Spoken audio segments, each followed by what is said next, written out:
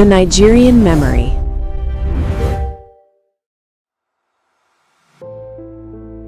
By the mid-1940s, a strong sense of national consciousness was growing in Nigeria among educated elites, journalists, trade unions, and returning war veterans. In response to this rising nationalism and the impacts of World War II, Governor General Sir Arthur Richards drafted a new constitution.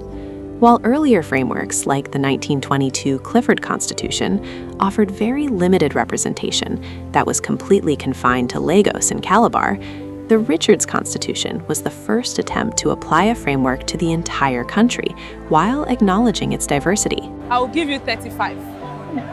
Let's meet in the middle, my friend. Officially presented as a framework to guide Nigeria gently towards self-government, the Constitution was practically a preemptive strike against national unity. Richards viewed Nigeria merely as a collection of incompatible peoples held together by British authority, and he had little faith in Nigerian nationalists.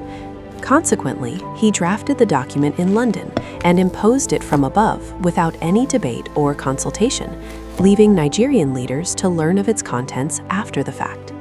Look at this section here. They have gone too far this time. We will not stand for it. It formalized the split of Nigeria into 3 regions.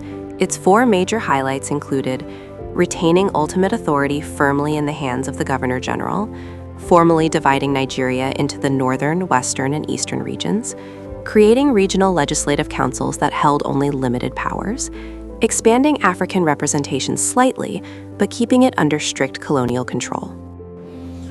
These bars remind us of the past, but our voices demand the future. We will not be silenced.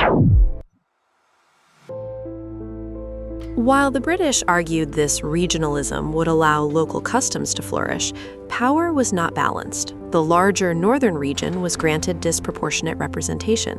A central legislature existed, but it was weak and subordinate to British control. The Constitution institutionalized fragmentation by encouraging citizens to see themselves first as Northerners, Westerners, or Easterners. This was an intentional strategy because British officials feared a united nationalist movement. How are we meant to control this, sir? We can't. This is the beginning of the end. If Nigerians competed amongst themselves, Britain could maintain control as the final arbiter. The reaction from Nigerians was swift and angry. Nationalist leaders like Herbert Macaulay, Nnamdi Azikiwe, and Obafemi Awolowo condemned the Constitution as undemocratic and insulting. We will not stand for this injustice any longer. The time for true freedom is now. Ironically, the Constitution achieved the opposite of its intention by exposing the mechanics of divide and rule, which caused political parties like the National Council of Nigeria and As you can see on the board, they drew these lines to separate us, ensuring that we fight each other instead of challenging their authority. the Cameroons to transform into mass movements demanding true self-government. Despite this, the damage endured long after independence in 1960. The regional framework Richards imposed shaped electoral competition, deepened ethnic mistrust, and laid a permanent fault line for future crises. Order! The honourable gentleman will resume his seat.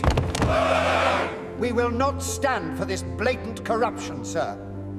Ultimately, Nigeria gained independence within political boundaries designed by a colonial governor who never believed in its unity.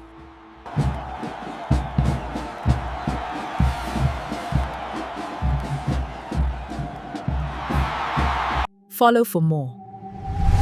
The Nigerian Memory.